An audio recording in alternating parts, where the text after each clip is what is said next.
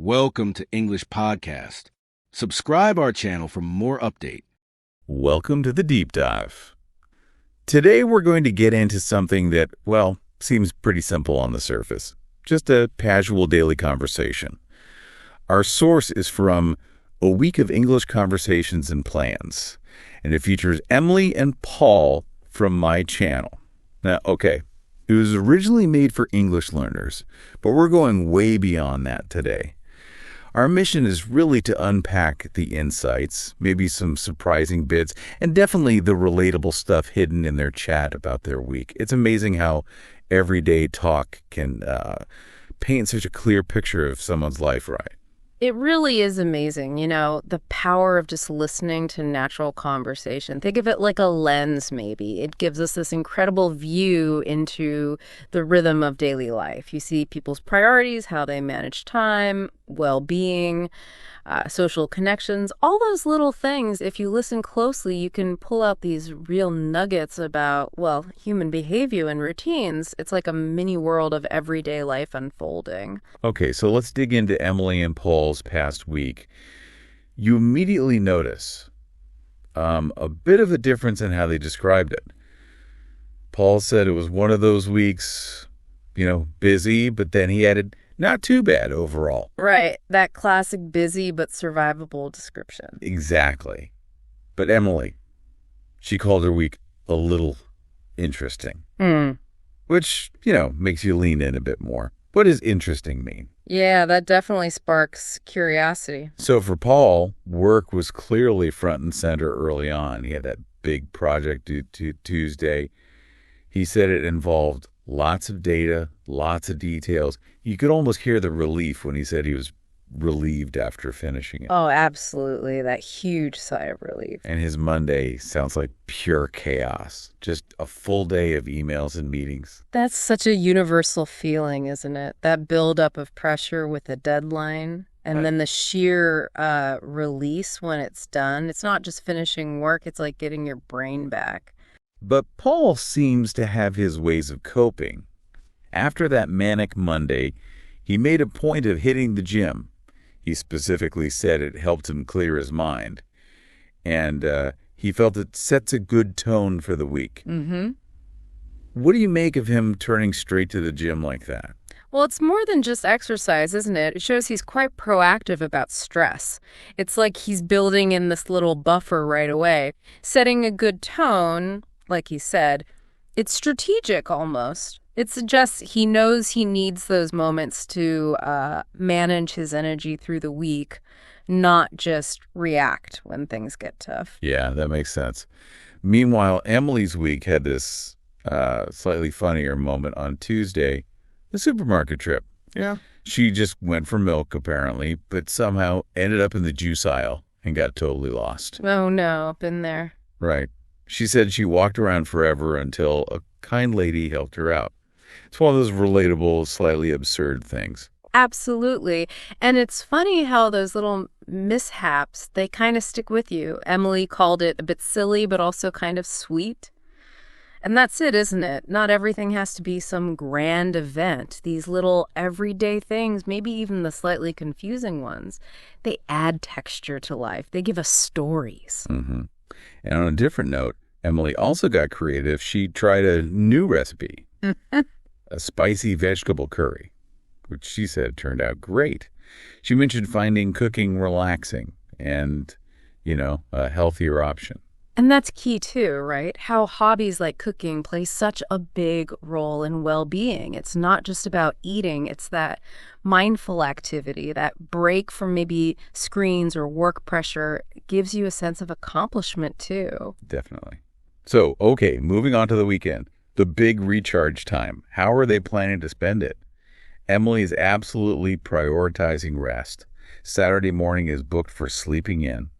She even exclaimed, maybe until 9 or 10 a.m.?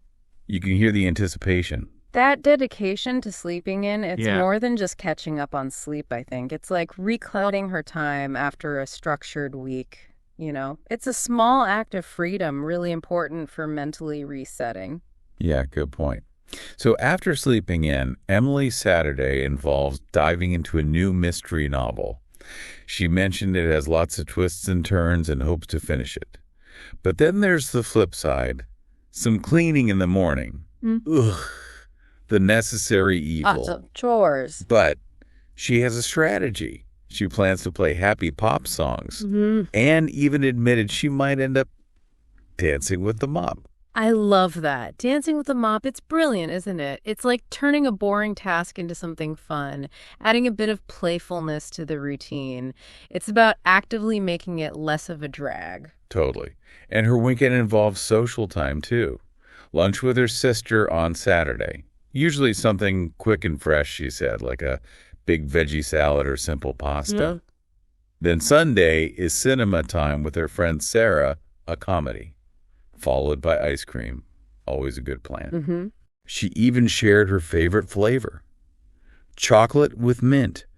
She finds it unusual, but so refreshing. See, those little details, lunch with family, cinema with a friend, even favorite ice cream flavors, they seem small. But they really highlight the value we place on connection and simple pleasures. They're the punctuation marks in a busy week, really important for our emotional health. Okay, so what about Paul's weekend? He's also planning to sleep in. He even described his pillow as being like a cloud. Clearly values his sleep. Doesn't everyone love a good pillow? True. Then, if the weather's good on Saturday afternoon, he plans to the park for a walk. Interestingly, he mentioned sometimes going alone for quiet time, but other times meeting a friend. And he likes observing the mix of people there, joggers, families, dog walkers. That shows different ways people recharge, doesn't it? Sometimes you need solitude, maybe in nature like the park. Other times, it's about connection. His observing people suggests maybe a quiet connection to the community even when he's seeking peace.